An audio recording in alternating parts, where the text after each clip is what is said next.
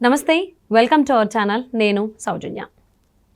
చంద్రబాబు నాయుడు గారు ఆంధ్రప్రదేశ్లో రా కదలరా కార్యక్రమంలో భాగంగా ఒక ప్లేస్కి వెళ్ళినప్పుడు ఆయన అక్కడ వాళ్ళందరికీ కూడా, అంటే అక్కడ ఉన్నటువంటి గిరిజనులందరికీ కూడా ఒక హామీ ఇచ్చారు. జీవో నెంబర్ 3ని మళ్ళీ పునరుద్ధరిస్తాను అనేటువంటి హామీ ఇవ్వడం జరిగింది.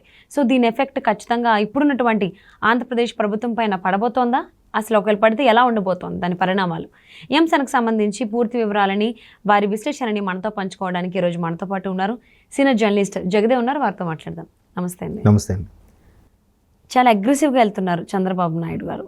రా కదలరా అనేటువంటి కార్యక్రమంలో భాగంగా ఆయన ఒక గిరిజన ప్రాంతంలో ఆ కార్యక్రమాన్ని నిర్వహించినప్పుడు వాళ్ళందరికీ కూడా జీవో నెంబర్ 3ని పునరుద్ధరిస్తాననేటువంటి హామీ ఇచ్చారు.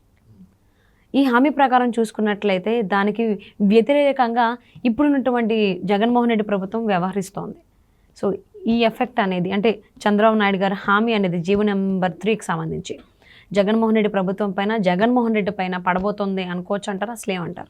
అంటే యాక్చువల్గా జీవో నెంబర్ 3 అనేది ఏంటంటే గిరిజన ప్రాంతంలో ఉండే ప్రజలకి వాళ్ళ అంటే స్వపరిపాలన లాగా ఒక విధంగా, అంటే అక్కడ ఉండే ఏ వనరులైనా రిసోర్సెస్ ఏమైనా వాళ్ళకే కేటాయించేలాగా.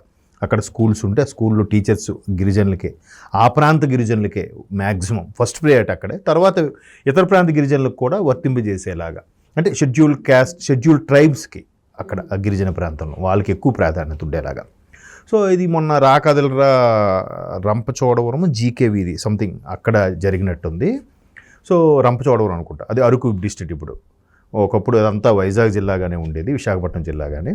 అయితే ఇప్పుడు ఆయన ప్రతి దగ్గర కూడా ఏవేవైతే చేయలేకపోతున్నారో అవన్నీ కూడా మళ్ళీ చేసి చూపించాలి అనే ఉద్దేశంతో యాక్చువల్గా అయితే ఆయన దాని కోసం చాలా సీరియస్గానే ట్రై చేశారు. అసలు ఎన్టీ రామారావు గారి పేరు ఎందుకు చరిత్రలో అంత బాగా నిలిచిపోయిందని అంటే ఇలాంటి రీజన్స్ వల్ల. ఆయన అసలు మనం సినిమాల్లో ఉన్నప్పుడు కూడా రాజకీయాలకు వచ్చే ఉద్దేశం కూడా అదే. మనం ఇన్నాళ్ళు సంపాదించుకున్నాం కేవలం ఈ ప్రజలు వీళ్ళు కొనే టికెట్ వల్ల, ఈ ప్రొడ్యూసర్లు కానీ హీరోలు కానీ ఈ స్థాయికి వచ్చాం, ఈ స్థాయిలో నిలబడ్డాము. సో వాళ్ళ నుంచి రూపాయి తీసుకుని నేను పరోక్షంగా ఏదో ఒకటి చేయాలనే ఉద్దేశంతో నేను రాజకీయాల్లోకి వచ్చారు. దానికి తగ్గట్టుగానే ఆయనకి ఏమీ రాజకీయం గురించి తెలియకపోయినా, పోర్ట్ఫోలియోల గురించి తెలియకపోయినా, పదవుల గురించి తెలియకపోయినా సరైన టీంని పెట్టుకొని ఏంటి ఎలా చేస్తే బాగుంటుంది, ఏమాగుంటుంది ప్రతిదీ కూడా ఆయన పర్యవేక్షణ చేసి సమీక్ష నిర్వహించి చేసేవారట. సో అలాగే చేసిన దాంట్లోనే షెడ్యూల్ ట్రైబ్స్ చాలా వరకు ఉన్నాయి. ఇప్పుడు మన దగ్గర చాలా ఉన్నాయి. ఇప్పుడు అక్కడ ఆదిలాబాద్ జిల్లా తీసుకోండి, లేదంటే అక్కడ శ్రీకాకుళం జిల్లా తీసుకోండి, ఇక్కడ వైజాగ్లో అరకు పాడేరు ఆ ఏరియా తీసుకోండి. ఇలాంటి ప్రాంతాల్లో కూడా గిరిజనులు ఉన్నారు. నెక్స్ట్ పార్వతీపురం దగ్గర కూడా. ఇప్పుడు అక్కడ ఏంటంటే పర్టికులర్గా గవర్నమెంట్ ఐటీడీఏ అని ఉంటుంటుంది, ఇంటిగ్రేటెడ్ ట్రైబల్ డెవలప్మెంట్ అథారిటీ అని. సో దానికి కూడా ఒక ఐఏఎస్ ఆఫీసర్ని నియమించి దాన్ని గిరిజనులకు ఉపయోగపడేలాగా వాళ్ళకి అక్కడ ఉండే ఏంటి ఆ ప్రాజెక్ట్ ఒకటి రన్ చేసి వాళ్ళకి అన్ని సదుపాయాలు కల్పించడం, వాళ్ళకి స్పెషల్గా ఒక హాస్టల్స్ కట్టించడం, స్కూల్స్ కట్టించడం, అక్కడ ఉండే ఏదైతే గవర్నమెంట్ స్థలాలు ఉన్నాయో ఆ గవర్నమెంట్ స్థలాల్లో వాళ్ళకి సంబంధించిన వాళ్ళకి కోసం కేటాయించబడిన హాస్పిటల్స్ కానీ స్కూల్స్ కానీ కట్టేలాగా. ఒకవేళ వాళ్ళకి ఎవరికైనా డెవలపింగ్కి ఇచ్చినా కూడా ఆ షెడ్యూల్ ట్రైబ్స్ ఎవరైతే ఉన్నారో వాళ్ళకి రిలేటెడ్గా ఉండే వాళ్ళకి ఇచ్చేలాగా చూడాలి. సో అది జీవో నెంబర్ 3 అనేది. సో ఇప్పుడు ఏంటంటే దాని మీద తర్వాత 86లో ఎన్టీ రామారావు గారు అప్పుడు స్టార్ట్ చేశారు. బట్ మధ్యలో ఎవరో ఒకరు పుల్ల వేస్తుంటారు కదా, లేదు మేము ఆ ప్రాంతంలో పుట్టి పెరిగాం మాకు కూడా కల్పించండి, 100% వాళ్ళకే ఇచ్చేస్తే మరి మిగతా కమ్యూనిటీ వాళ్ళు ఏమవ్వాలనేది ఒక వాదం. రకరకాలుగా ఉంటాయి. జనరల్గా ఎప్పుడు భూస్వాములు కానీ పెద్ద కమ్యూనిటీ వాళ్ళు కానీ కొంతమంది గిరిజనుల మీద దోచుకోవడం గట్రా మనం సినిమాలో చూడడం కాదు, బయట జరిగేదే సినిమాలో చూపిస్తారు యాక్చువల్గా. అలా జరుగుతుంటాయి. సో దాని మీద ఒక ఆయన ఎవరో కేసు వేయడం అది బాగా నానుతూ వచ్చింది. బట్ రెండోసారి ముఖ్యమంత్రిగా చంద్రబాబు నాయుడు గారు అయిన తర్వాత 2000లో కూడా ప్రపోజల్ పెట్టారు జీవో 3ని స్ట్రిక్ట్గా అమలు చేయడానికి. బట్ దానికి మళ్ళీ కొంతమంది కేసు వేసి అది అంత స్థాయిలో కాదు, ఒక 20% వాళ్ళు కేటాయించండి, మిగతా 80% అందరికీ కేటాయించండి అని. ఇంకొంతమంది మేధావులు అంతెందుకు, వాళ్ళలో చదువుకునే వాళ్ళు చాలా తక్కువ, జస్ట్ 6 to 7% వరకు వాళ్ళకి ఇస్తే అదే చాలా ఎక్కువ, వాళ్ళకి పూర్తి స్థాయిలో ఇచ్చినట్టు అవుతుంది అన్నట్టు కూడా అనేవాళ్ళు లేకపోలేదు. సో అలాగా అది డ్రాగ్ చేస్తూ వస్తుంది కానీ దాని గురించి పట్టించుకునే నాదుడే లేడు. సో చంద్రబాబు నాయుడు గారు మళ్ళీ ఇప్పుడు దాన్ని పునరుద్ధరించడానికి మధ్యలో ప్రయత్నిస్తున్నారు. 2000లో ప్రయత్నించారు, 2000 ఇయర్స్లో, మళ్ళీ మొన్న 14లో అయినప్పుడు కూడా ట్రై చేశారు కానీ అవ్వలేదు. మళ్ళీ ఈసారి ఖచ్చితంగా అది అమలు పరిచేలాగా, గిరిజనులకే కేటాయించేలాగా ఒక తీసుకొద్దామని ఆయన ఆలోచన. ఎందుకంటే ఆయన కూడా ఒక విజనరీతో ఉన్నది, భవిష్యత్తులో చాలా బాగుంటుంది అనే ఉద్దేశంతోనే ఇంప్లిమెంట్ చేస్తారు. ఇప్పటికే అసలు యాక్చువల్గా షెడ్యూల్ క్యాస్ట్ కానీ షెడ్యూల్ ట్రైబ్స్కి కానీ ఎస్టీలకు కానీ అసలు ఆ స్థాయిలో రిజర్వేషన్ కల్పించడానికి కారణమే అది. వాళ్ళకి ఇంత కల్పించినా కూడా వాళ్ళలో ఇంకా నిరక్షరాస్యత శాతం ఇంకా ఉంది. ఇప్పుడు మనం చూసి ఆ రంపచోడవరం, ఆ అరకు, ఆ ఏరియాలకు వెళ్తే ఇంకా కొన్ని ప్రాంతాలు మీరు నమ్మరండి, ఆవులకి బర్రెలకు కానీ పాలు తీస్తే పాపం అనుకునే వాళ్ళు కూడా ఉన్నారు ఇప్పటికీ. అయ్యో అవి దేవతలు, వాటికి పాలు పెతకూడదు, తీయకూడదు, మనకు పాపం అంటే అంత అమాయకంగా ఉన్నారు ఇప్పటికి కూడా. అంటే కాబట్టి అటువంటి వాళ్ళకి ఇట్లాంటి జీవోల ద్వారా కానీ ఇటువంటి చట్టాలు చేయడం వల్ల కానీ వాళ్ళకి అవకాశం కల్పిస్తే వాళ్ళ నెక్స్ట్ జనరేషన్స్ అయినా కనీసం బాగుపడతాయి.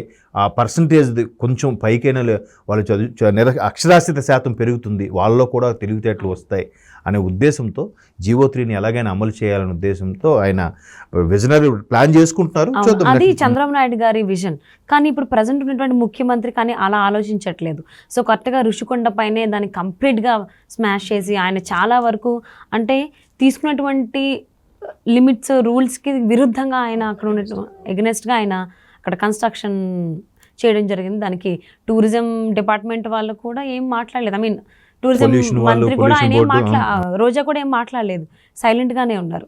సో ఇప్పుడు దీని ఎఫెక్ట్ ఏ విధంగా ఉండబోతుంది? ఎందుకంటే అటు సైడ్ ఇలాంటి అల్లూరు సీతారామరాజు జిల్లా, అరకు, ఆ చుట్టుపక్కల ప్రాంతాలు ట్రైబల్ ఏరియా చాలా ఎక్కువ. విజయనగరం, శ్రీకాకుళం జిల్లా మొత్తం ఎక్కువ మంది శాతం వాళ్ళే ఉంటారు. అంటే మీరు అనేది ఏంటంటే ప్రకృతి సహజసిద్ధంగా ఏర్పడిందని ఎప్పుడు కూడా నాశనం చేయకూడదు, అంతే కదా. ఇప్పుడు మీరు అన్నట్టు ఆ ట్రైబల్స్ ఉండేదంతా కూడా మీరు చూస్తే హౌ బ్యూటిఫుల్, నిజంగా అది ఎంత బాగుంటుందో. అందుకే జనరల్గా మనకి జనరల్ నాలెడ్జ్ కూడా బిట్టు ఉంటుందండి. పేదవాడు ఊటీ అంటే అరకు అనే ఉంది ఇప్పుడు బిట్లో. సో అరకు, రంపచోడవరం, ఆ జీకే వీధి, అది మండలం అనమాట, మండలం హెడ్ క్వార్టరు. తర్వాత చింతవలస ఏదో సంథింగ్, అది ఇవన్నీ కూడా చాలా బ్యూటిఫుల్గా ఉంటాయండి. పాడేరు, అరకు నుంచి పాడేరుకి వెళ్ళే మాడుగులో వెళ్తాం అన్నమాట. పాడేరు మీదుగా చోడవరం, మాడుగులు వెళ్ళిపోయే రోడ్డు ఒకటి ఉంటుంది, అది కూడా చాలా బాగుంటుంది. లంబసింగి, లంబసింగి అది. సో అంటే అలా ఉన్నప్పుడు వాటిని అలాగే ఉంచాలి. ఇప్పుడు అక్కడ కూడా యాపిల్ పండిస్తున్నారంట. అంటే కాశ్మీర్లో ఉండాల్సిన టెంపరేచర్ ఇక్కడ మెయింటైన్ అవుతుంది కాబట్టి ఇక్కడ కాశ్మీర్ యాపిల్ పండుతుంది. అవును, యాక్చువల్లీ వింటర్ సీజన్లో ఆ ఏరియాకి టూరిస్టులు చాలా బీభత్సంగా వెళ్తారు. అసలు మీకు నవంబర్, డిసెంబర్ అండి, మీకు అప్ టు అక్టోబర్ ఎండింగ్ నుంచి జనవరి 1 వరకు కూడా ఖాళీ ఉండదు. చాలా బాగుంటుంది, అంతగా టూరిజం స్పాట్. అంటే దాన్ని అలా డెవలప్మెంట్ చేసుకోకుండా గవర్నమెంట్ పాడు చేయడం అనేది ఏంటో. ఇప్పుడు అదే కాదండి, ఇంకో వైసీపీ మీద ఇంకో అభియోగం ఏంటంటే ఎస్సీ ఎస్టీలను కూడా సరిగా పట్టించుకోవట్లేదు. ఇప్పుడు కోడికత్తి సీను వ్యవహారం ఉంది, ఆయన కూడా ఒక ఎస్సీ వాడు. ఆయనకి పోనీ ఆయన మీద కత్తిఘాటు అయ్యింది, ఏం జరిగిందో తెలియదు, దాన్ని బేస్ చేసుకుని ఆయన ముఖ్యమంత్రి అయ్యారు, బెనిఫిట్ పొందారు. నిజంగా అంత హత్యా ప్రయత్నం జరిగితే ఒకవేళ శిక్ష పడినా కూడా 3 నుంచి 5 ఏళ్ళకి మించి పడదంట. బట్ ఆయన అరెస్ట్ అయ్యి 5 ఏళ్ళు అయిపోతుంది, లోపల నుంచి బయటికి రాడు, ఒక బెయిల్ రాదు. ఆయన మీద వీళ్ళకి విచారణకు సంబంధించి వెళ్ళి ముఖ్యమంత్రి గారే వాంగ్మూలం ఇవ్వాలి చెప్పాలంటే ఈయన వెళ్ళరు. తర్వాత ఆయన ఎవరు వివేకానంద రెడ్డి గారి హత్య కేసులో కూడా ఇలాగే జరిగింది, ఎవరో ఒక దళిత డ్రైవర్ని చంపేశారు అన్నట్టుగా రకరకాల అంటే ఇవన్నీ ఒక అభియోగాలు ఉన్నాయి ప్రభుత్వం మీద. అంటే పర్టికులర్గా ఎస్సీ ఎస్టీలకి అయితే అసలు ప్రాధాన్యత లేదు, పట్టించుకోవట్లేదు. చాలామంది దళితులు బయటకు వచ్చేసే ప్రయత్నం చేస్తున్నారు.